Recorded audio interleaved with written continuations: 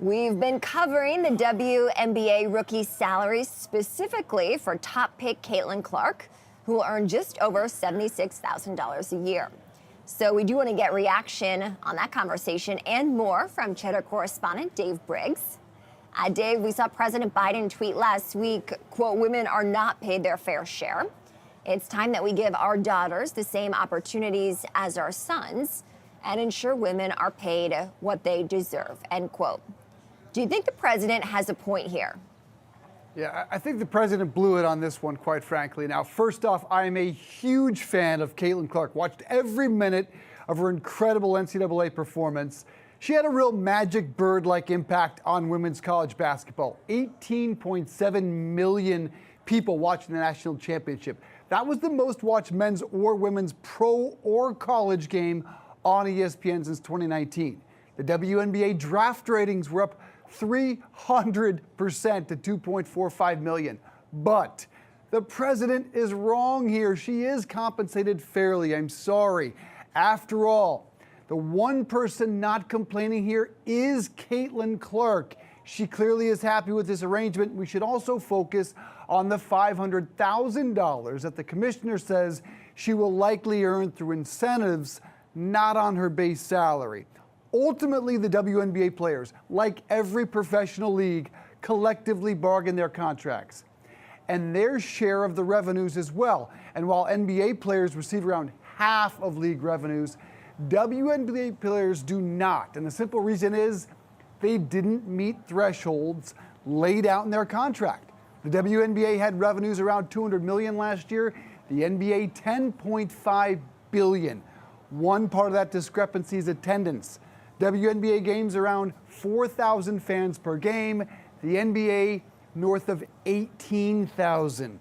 If ratings and attendance increase, and they undoubtedly will this season, WNBA players will have more power. They will likely opt out of their agreement with the league, renegotiate a higher share of revenues, including jersey sales, of which Clark's shattered records. But for now, it's fair. Sorry. We've seen a lot of debate about this on social media, so I'm glad you can break down the numbers for us, Dave. A massive 8-year, $28 million Nike deal for a signature Clark shoe. That would be a game changer. How does it stack up? Yeah, first off, that is a huge deal and a great move by Nike. It is comparable, though, to New York Liberty star Sabrina Ionescu's $24 million Nike deal. While Clark's shoe will certainly be a hit among female players of all ages across the entire country, the real difference maker will be if she can literally follow in Sabrina's footsteps and get crossover appeal. You see, Sabrina's shoe is actually unisex. It's not a women's shoe. It's worn by NBA All-Stars, Drew Holiday and Jalen Brunson, and more than a dozen other male players. Let's not forget Clark also has endorsement deals with State Farm, Gatorade, and Panini, valued around $3 million annually. So again, you don't hear her complaining about the money she's not making. I'm excited to see these shoes, I can tell you that much, and their design. But the big money we know in sports does come from those coveted TV deals. How could we see that evolve? Well, as of today, the NBA and WNBA can begin negotiating new TV deals starting with the 2025-26 season.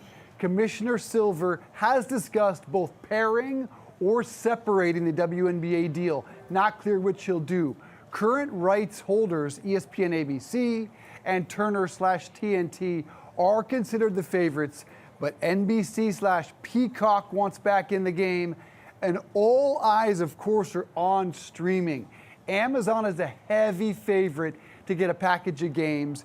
YouTube, Apple, and even Netflix could factor in, and this will dramatically increase the money headed to both men's and women's players. Reports suggest the league is looking to double or even triple their current $24 billion annual deal. But ultimately, the question is this, and I thought Dr. Collins laid it out perfectly. An admission here, Kristen. I've never watched a WNBA game. I've never been to a WNBA game. Have you done either, or will you? now that she's in the league? So, Dave, this is a very good question for me because I have a very good answer. One, I'm from Iowa. So, of course, I fell in love with Clark when she played at Iowa. Two, I do think she's a good entertainer. She can really pivot into that. And I think exactly, Dawn Staley, Coach of the Year, said, look, girl, you carried a big weight on your shoulders and you really delivered. Oh, and three, the New York Liberty opener in the WNBA is against the Indiana Fever. So, yes, I will be tuning in. You? I don't know. I just don't know. I will probably watch a handful of Fever games, but that will be it.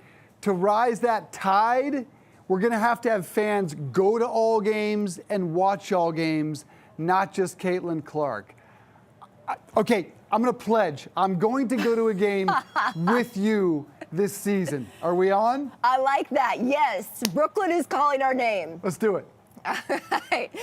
Great stuff. Dave Briggs joining us in studio. We will continue to keep our eyes peeled on all things WNBA and Caitlin Clark. Dave, we appreciate it. Thank you.